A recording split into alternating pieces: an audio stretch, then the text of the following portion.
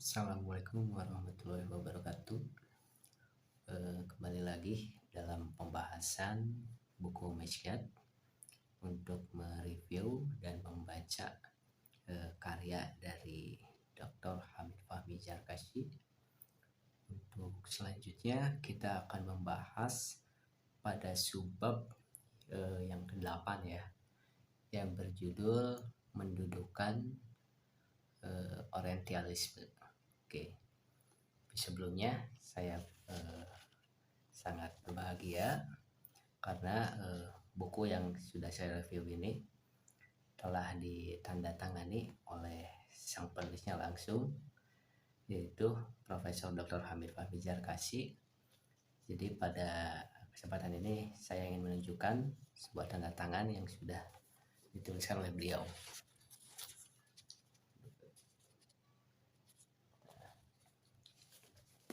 Jadi ceritanya itu mendapatkan tanda tangan itu pada saat awal tahun di 2023 bulan Januari ini pada forum pemikiran Islam di INSIS Jakarta. Saya berkesempatan untuk menghadiri dan bertemu beliau dalam agenda Saturday Forum. Jadi dalam INSIS itu terdapat sebuah kajian pemikiran di mana setiap hari Sabtu atau Saturday Forum itu membahas agenda-agenda pemikiran dari berbagai pakar.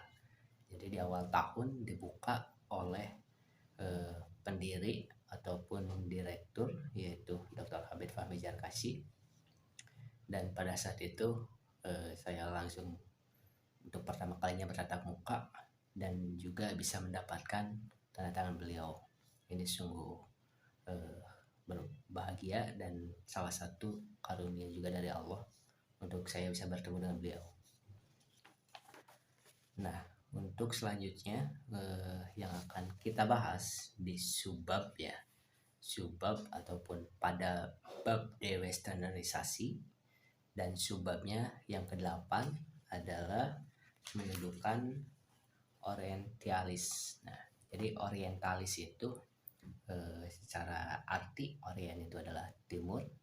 Jadi bila diartikan secara keseluruhan, orientalis adalah orang-orang barat yang mengkaji ketimuran dari berbagai bidang ya, entah itu kebudayaannya, kulturnya, bahkan hingga keyakinan yang berada di timur, bahkan sampai pada salah satu agama yang hak, yaitu agama Islam. Oke, saya akan mulai dengan sholawat. Allahumma sholli ala sayyidina Muhammad wa ala ali sayyidina Muhammad.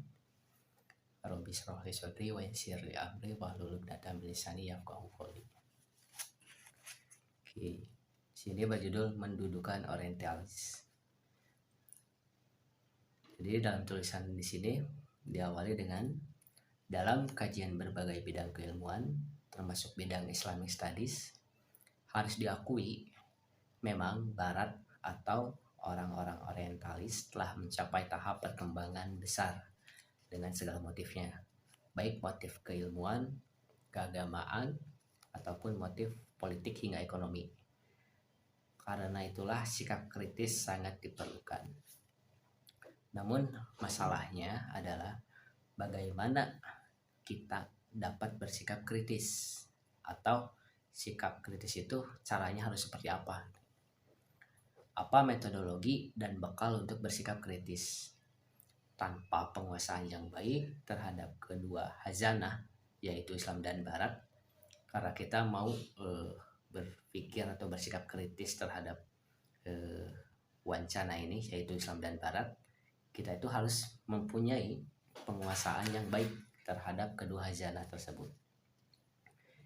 Maka sulit diharapkan akan muncul sikap kritis yang benar jika tidak menguasai. Bisa-bisa yang terjadi sebaliknya, menyangka telah bersikap kritis tetapi justru yang terjadi adalah mengkritisi Islam dengan cara pandang non-muslim. Jadi merasa sudah berpikir dan bersikap kritis ataupun dalam anggapan anak muda itu sudah keren gitu ya. Tapi ternyata kebalikannya, malah mengkritisi Islam itu sendiri, bahkan dengan cara pandang non-muslim. Di sini Al-Atos atau Syed Muhammad Naqwi Palatas bahkan menyatakan bahwa kita tidak akan dapat mengetahui masalah yang dihadapi umat Islam jika tidak mengetahui perbedaannya dulu, yaitu perbedaan Islam dan Barat. Namun beliau tidak berbicara Barat dalam pengertian politik. Apa yang ia tekankan adalah aspek pemikiran atau secara umum aspek pandangan hidup. Terdapat perbedaan bahkan pertentangan permanen antara pandangan hidup Islam dan Barat. Jadi untuk mengetahuinya kita harus mengetahui perbedaannya. Nah, di sini terdapat perbedaan bahkan pertentangan permanen antara pandangan hidup Islam dan Barat. Oleh sebab itu, jika kita mempelajari pemikiran orang Barat, khususnya orientalis, kita perlu mengkaji pula pandangan hidup yang menjadi asumsi dasar pemikiran tersebut. Nah, jika tadi orientalis itu adalah orang-orang Barat yang mempelajari hal-hal ketimuran, di sini juga ada istilah lain yaitu occidentalis, yaitu di mana orang-orang Timur untuk mempelajari hal-hal yang berkaitan dengan Barat. Nah, jadi kita perlu mengkaji juga pandangan hidup yang menjadi asumsi dasar pemikiran tersebut. Nah, pandangan hidup yang dimaksud terdiri dari yaitu konsep Tuhan, konsep manusia, konsep kehidupan, juga seperti konsep kenabian, konsep alam, dan lain-lain. Jadi apa sih yang dipikirkan oleh orang-orang Barat terhadap konsep-konsep yang disebutkan tadi?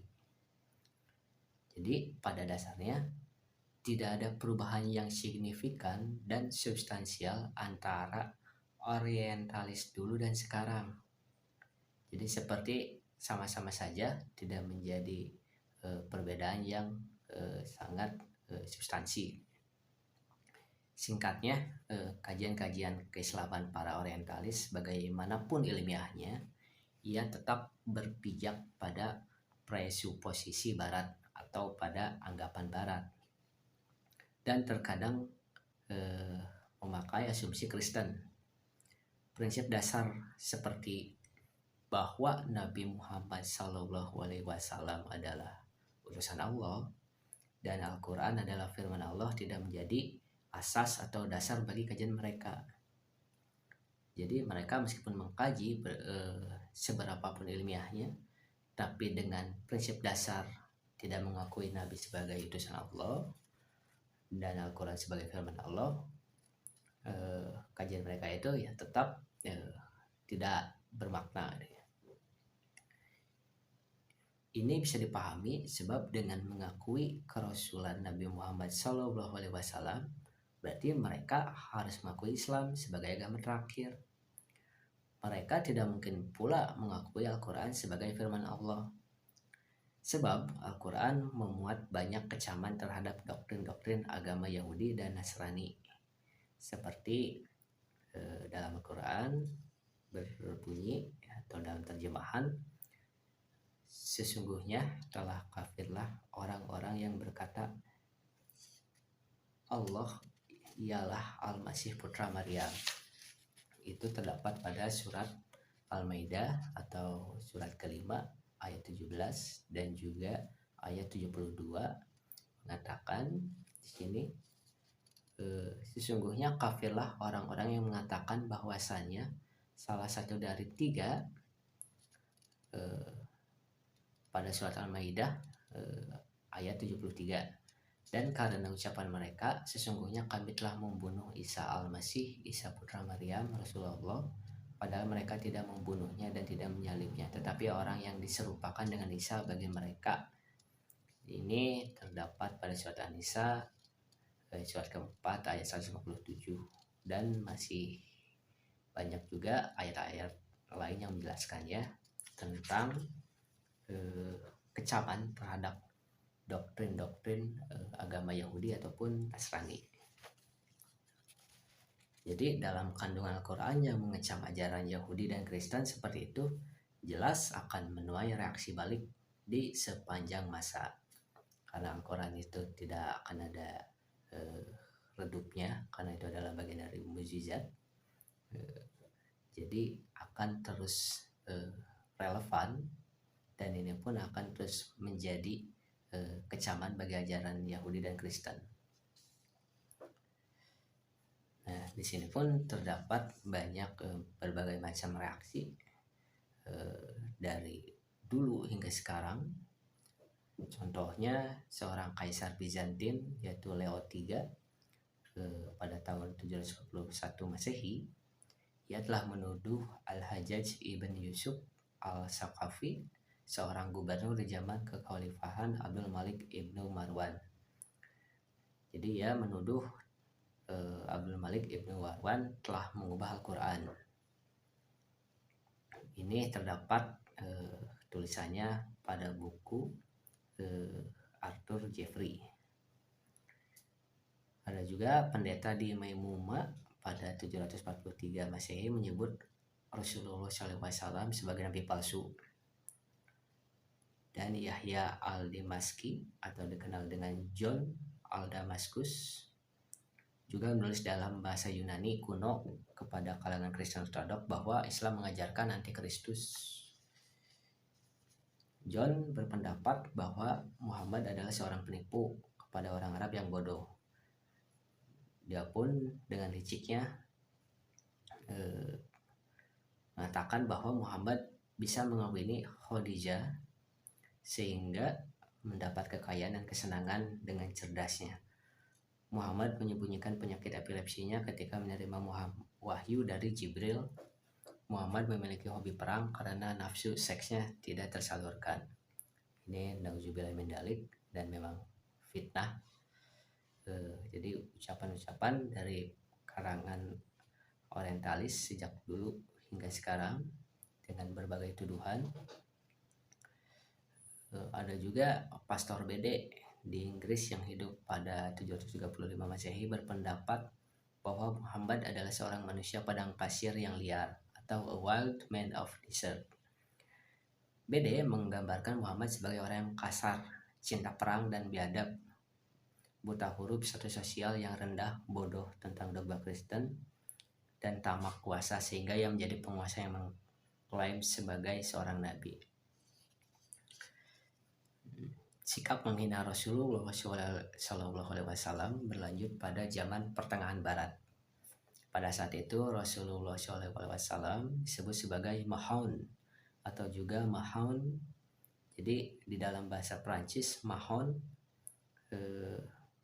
di dalam bahasa Jerman Mehmet, yang bersinonim dengan setan berhala. Jadi Muhammad bukan seorang nabi palsu.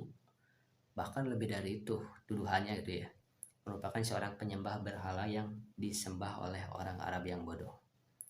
Tapi bagaimanapun Nabi Shallallahu Alaihi Wasallam ini adalah tetap orang yang mulia, bahkan dimuliakan dari seluruh manusia yang ada oleh Allah Subhanahu Wa Taala.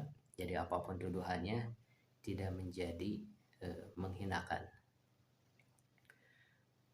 Gambaran buruk tersebut dimanipulasi oleh Paus Urbanus II. Jadi setelah mempunyai praduga-praduga, Paus Urbanus II untuk membakar semangat penganut agama Kristen dalam perang salib. Jadi dia memperburuk situasi. Pada saat itu di perang salib ratusan ribu umat Islam disembelih sejak bermulanya perang salib pada tahun 1095. Pada zaman kelahiran kembali atau Renaissance Barat dan zaman reformasi Barat, image buruk terus berlanjut. Bahkan di Indonesia, yaitu seperti Snok Horgonye mengatakan, pada zaman skeptik kita ini sangat sedikit yang dikritik, dan suatu hari nanti kita mungkin mengharapkan untuk mendengar bahwa Muhammad tidak pernah ada. Jadi dalam artian lain, in our skeptical times there is very little that is above criticism, and one day or other we may expect out to hear that Muhammad never exists. Jadi berharap bahwa Muhammad itu tidak pernah ada.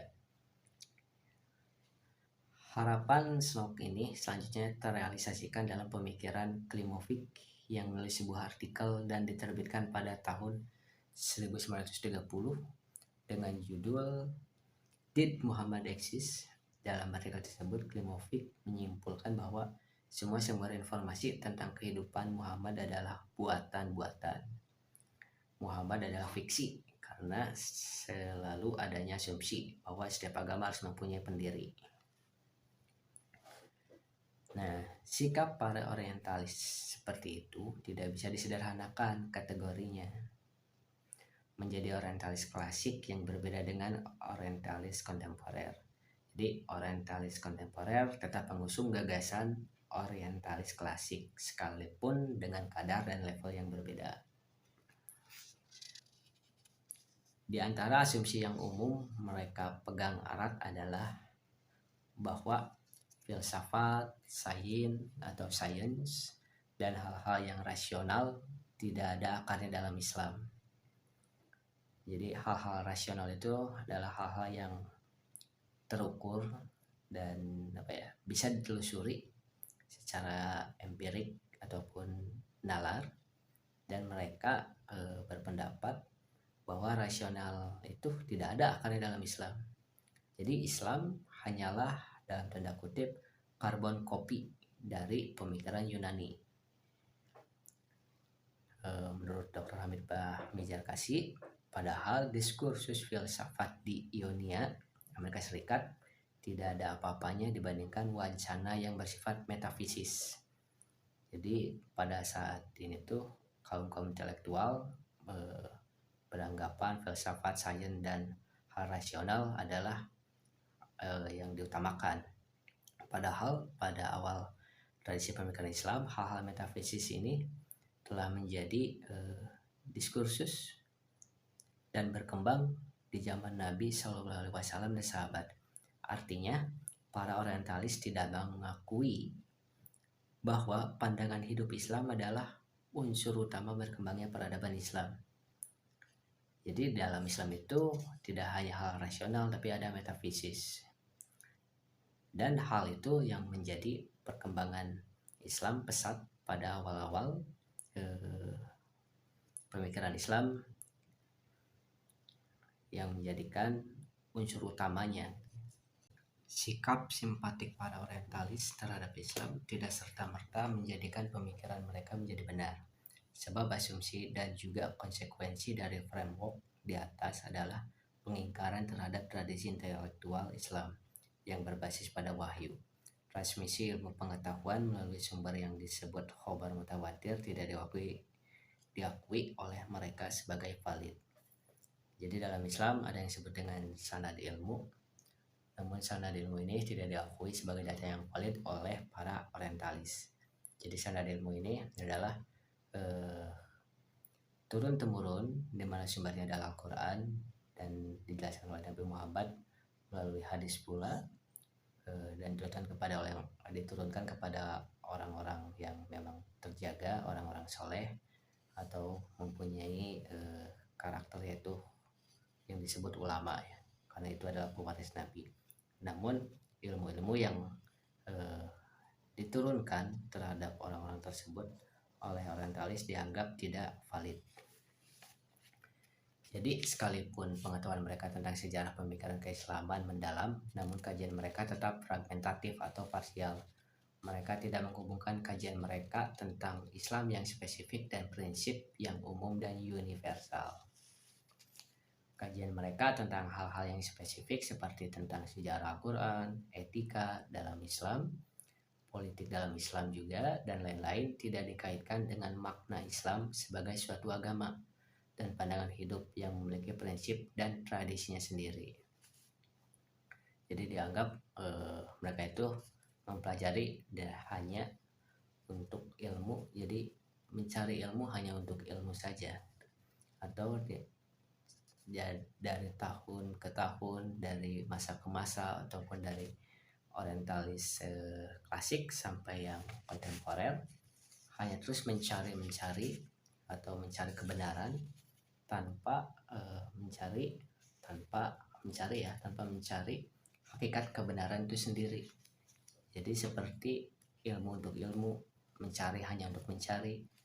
Padahal dalam Islam, ilmu ataupun mencari ujungnya adalah pada kebenaran atau keyakinan, atau sampai pada tahap yakin. Prinsip bahwa ilmu mendorong kepada iman misalnya tidak tercermin dalam tulisan-tulisan para orientalis. Ilmu-ilmu keislaman yang mereka miliki tidak mendorong pembacanya untuk beriman kepada Allah Subhanahu wa taala. Tidak juga membuat mereka sendiri yakin dengan kebenaran Islam. Dan yang jelas mereka tidak bisa disebut sebagai ulama. Islam adalah agama dan pandangan hidup yang telah melahirkan peradaban yang gemilang. Jadi di sini Islam adalah sebuah din ataupun sistem yang dimana di dalamnya memuat seluruh aturan yang komprehensif dan universal. Jadi bukan hanya sekedar agama saja yang harus diamalkan, diikuti, namun di sini ada keyakinan yang melahirkan peradaban yang gemilang. Untuk mempertahankan dan mengembangkan peradaban Islam tidak berarti menolak mentah-mentah masuknya unsur peradaban asing. Tetap Islam menerima apa yang menjadi perkembangan pada zaman ini, namun tidak begitu saja menerima, kita harus juga mempertimbangkannya dengan kacamata Islam. Sebaliknya, untuk bersikap adil terhadap peradaban lain, tidak bersikap kita itu harus permisif terhadap masuknya segala macam unsur dari peradaban lain. Sebab jika kita pengen adil untuk mencari ilmu ataupun mengkopi ilmu dari peradaban lain, nah dalam Islam itu disebutkan adil adalah meletakkan segala sesuatu pada tempatnya. Jadi apakah peradaban Islam cocok di Barat ataupun peradaban Barat cocok di Islam, nah itu kita harus mengetahuinya dengan kacamata adil. Namun untuk mengetahui adil itu kita perlu memiliki ilmu, yaitu ilmu keislaman yang luas. Dan dengan ilmu orang itu akan bersikap kritis. Nah tadi di awal bagaimana itu bersikap kritis? Jika bersikap kritis itu malah menjadi bumerang terhadap umat Islam itu sendiri, yang tadinya merasa sudah berpikir kritis namun ternyata sebaliknya. Jadi di sini ada konsep adil, yang dimana adil itu tetap perlu dengan ilmu. Nah, dengan kita berilmu maka kita bisa bersikap kritis atau berpikir kritis. Di akhir subbab yang ke-8 dengan berjudul mendudukan orientalisme ini, Dr. Hamid Fahmi Jarkasi menulis dengan penutup yaitu hikmah. Jadi hikmah adalah barang milik mukmin yang hilang. Namun seorang mukmin tidak dapat menemukan hikmah yang hilang itu kecuali ia mengetahui apa itu hikmah. Nah ini cukup dalam juga artinya. Jadi sebetulnya hak dari alam semesta ini, yaitu kita sebagai manusia untuk menjadi khalifah dan menebar kebaikan ataupun rahmat, sebetulnya itu adalah milik umat Islam. Namun seorang mukmin harus perlu tahu apa itu hikmah.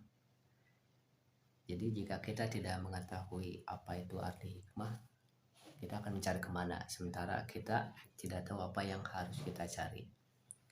Baik, untuk pembacaan ataupun review dari buku Mishkat yang berjudul Dewesternisasi ya, pada subbab ke-8, mungkin hanya itu saja yang saya bisa bacakan pada kesempatan ini. Wallahu a'lam bishawab.